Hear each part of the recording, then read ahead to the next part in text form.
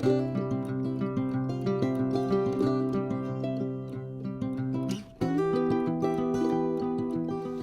morning and welcome to Rick and Ken Adventures.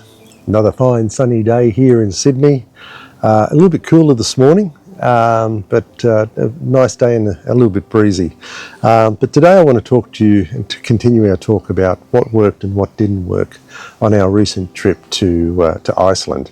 And today I want to talk about clothing. Now, we made the mistake, we took way too many clothes to Iceland, and I think that takes away from the whole experience of what Iceland is. You know, yes, you want to be warm, but you don't want to be lugging around too much luggage with you. So today I want to talk to you about what I would recommend if we were to go again. What we would take. Now, first off, is a base layer. Don't skimp on a base layer. That's what we found. This is a Patagonia base layer. Very warm, very, very light. I use these hiking all the time. They whip the moisture away from you, which they're designed to do. When it gets warmer, you're not going to be over, just take off some layers. This is fine. And when it's cold, it'll hold that warmth in there. Really important. And the biggest thing you don't want when hiking is to sweat. If you sweat and then it gets cold, you'll get cold and you won't get warm. So you want to stay dry. So I highly recommend this. As I said, this is a Patagonia, but there's other brands out there, and highly recommend that. The other is long johns. Now, I don't wear the long ones. I don't like them below the legs. This is Icebreaker. It's a Icebreaker 200 merino wool. Again, you want to keep your legs warm. I don't like it around my shins, so this worked well for me, and we wore these just about every day. Really important. The next layer, and it's very important to layer in Iceland and in cold conditions. This is a Marmot R1 type fleece. They're fairly thin, but again, they keep you warm. And it gives you lots of movement. There's a little bit of stretch there.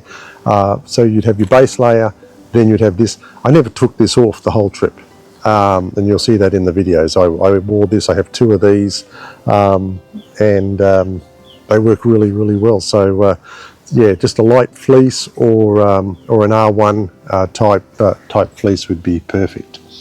And then over that, I wore a puffer jacket.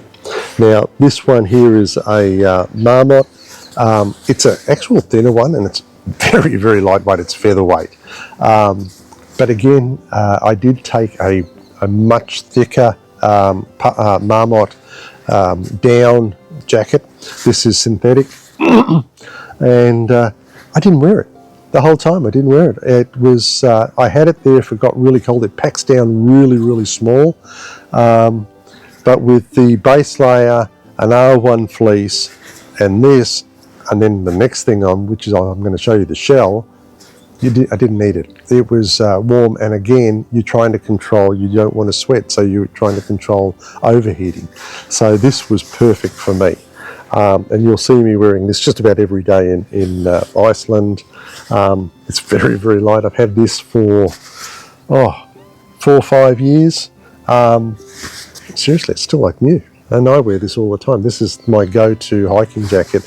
I do have a warmer one, as I said, on those winter cold nights that I wear a Mountain Hardwear, but this is my go-to jacket. And then last, whatever you do, don't wear jeans. Do not wear cotton. The old saying, cotton kills, is very, very true in Iceland. I wear the cool trousers. These are convertible. They don't have to be. I just wear them. The reason I actually got the convertible pants is they're actually a little bit more robust. But even with that, I got to hold the amount of scree in them. I got a small hole in them. But they're a little bit more robust than the non-convertible pants. I never zip them off, but I've got that option if I want to, when I'm hiking. These are my go-to hiking pants. They've got a little bit of water repellent on them as well, so that when you've got that mist in the mornings and when it's really cold or a foggy morning, you're not going to get wet. The big thing with this is we got wet so many times around the waterfalls in Iceland, and these would dry within 10 minutes. They dry very, very quickly, and which is really important.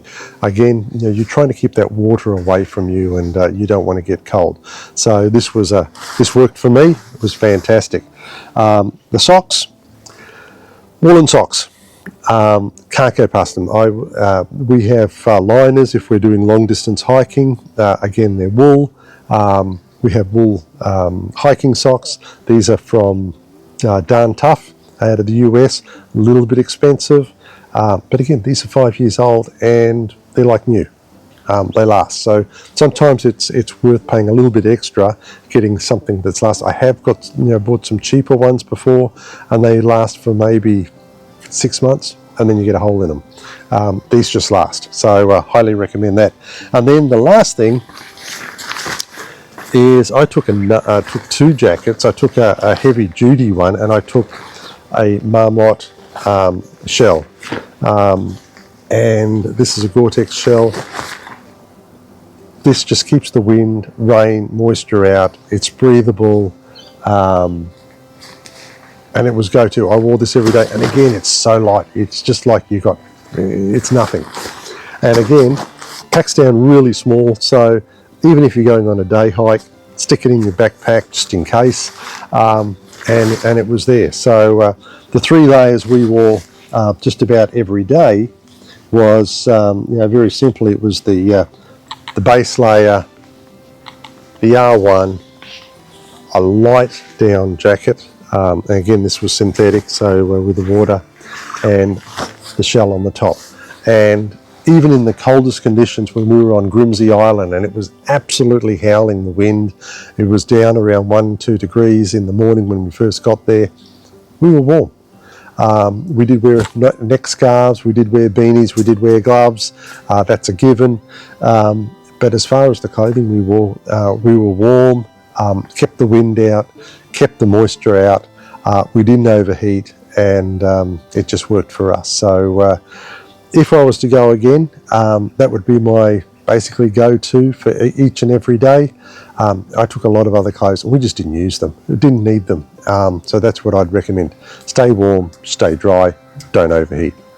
Anyway, that's my talk for today. I'll talk to you tomorrow. Have a great day. Cheers.